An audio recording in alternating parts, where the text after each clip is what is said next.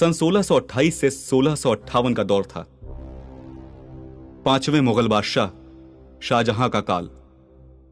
इसी कालखंड में दिल्ली में लाल किला बना और आगरा में अपनी बेगम मुमताज महल की याद में शाहजहां ने विश्व प्रसिद्ध ताजमहल बनवाया। यह वो दौर था जब शाहजहां ने अकबर की धार्मिक उदारता और मजहबों के बीच बराबरी की नीति को बदलना शुरू किया। लेकिन उसी दरबार और महल में बैठकर शाहजहां का बेटा भारत के लिए बिल्कुल अलग किस्म की राजनीति की बात कर रहा था। वो शहजादा था सुल्तान मोहम्मद दारा शुकोह। दारा शुकोह का जन्म 20 मार्च 1615 को हुआ था। इसके दूसरे छोटे भाई शुजा, औरंगजेब और मुराद की तरह दारा शुकोह की परवरिश भी मुगलिया तौर तरीके से ही हुई। लेकिन इन सबसे अलग दारा शुकोह का मिजाज कुछ जुदा था। इस्लामी परंपरा के मुताबिक मुगल शहजादों को बचपन से ही शिकार, तलवारबाजी, घुड़सवारी, पहलवानी से लेकर हाथियों की लड़ाई तक का प्रशिक्षण दिया जाता था।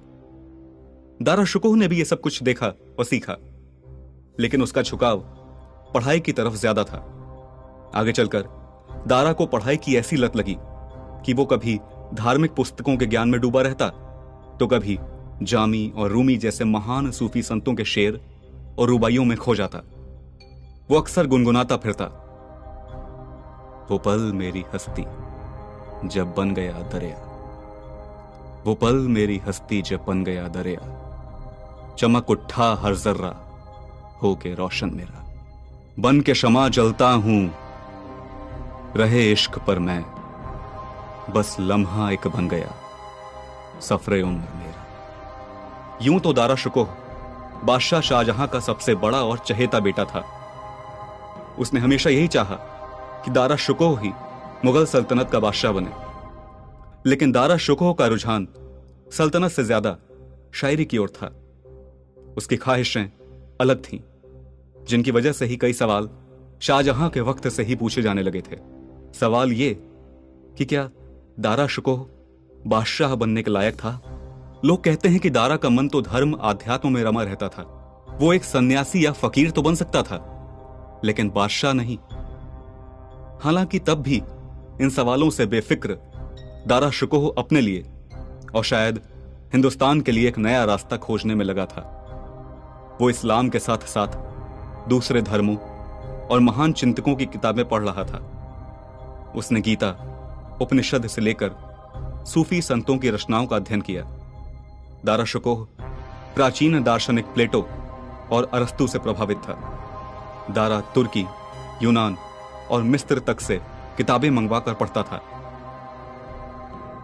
दूसरे शहजादों से अलग दारा शुकोह के इस शौक की वजह उसकी तालीम थी।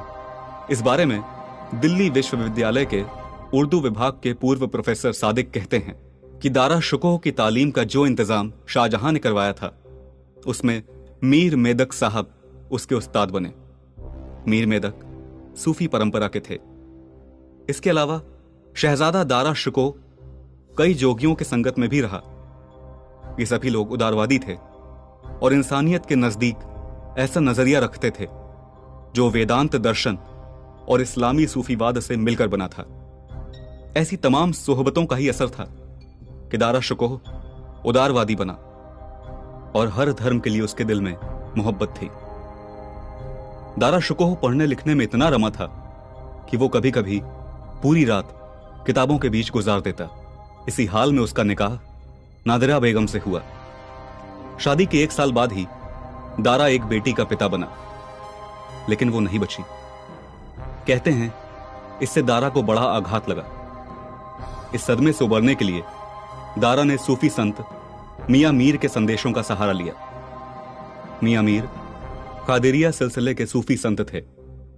दारा शुकोह ने अपनी रचना सकीनतुल औलिया में मियां मीर से लाहौर में हुई मुलाकात की चर्चा की है। कहते हैं दारा शुकोह ने मियां मीर को अपना आध्यात्मिक गुरु बनाया था।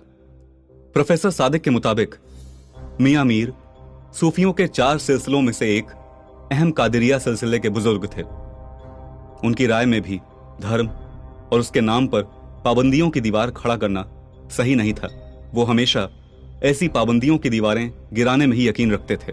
दारा शिकोह मीर साहब से बेहद प्रभावित था, इतना कि जब उसने अपनी दूसरी किताब सकीनतुल औलिया लिखी तो उसमें मियां मीर साहब के साथ मुलाकातों और उनसे मिली सीख के बारे में ही ज्यादा लिखा।